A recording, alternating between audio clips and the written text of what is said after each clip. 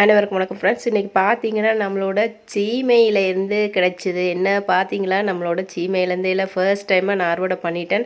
But நான் already அறுவடை பண்ணிட்டேங்க.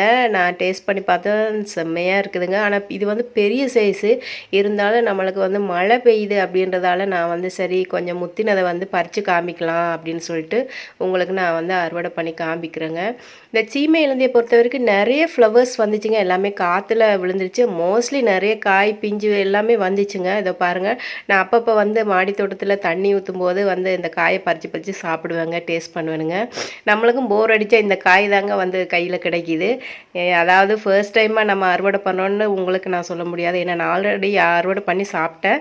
இது உங்களுக்கு காமிக்கிறது ஃபர்ஸ்ட் டைமாக நான் அறுவடை பண்ணி காமிக்கிறேங்க. சீமையிலேருந்து பொறுத்த வரைக்கும் நான் ரொம்ப ஒன்றும் பராமரிப்பு பண்ணலை. உங்களுக்கு ஆல்ரெடி நான் வீடியோலேயே சொல்லியிருக்கிறேன்.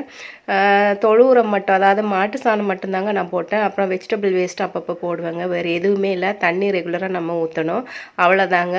மற்றபடி நம்ம பராமரிப்பெல்லாம் ரொம்ப இது டைம் எடுத்து பண்ண வேண்டிய அவசியம் இல்லைங்க. அது பாட்டுக்கு வளரும். ஆனால் அந்த ஃப்ளவர்ஸ் பார்த்திங்கன்னா ஃபுல்லாகவே வருங்க.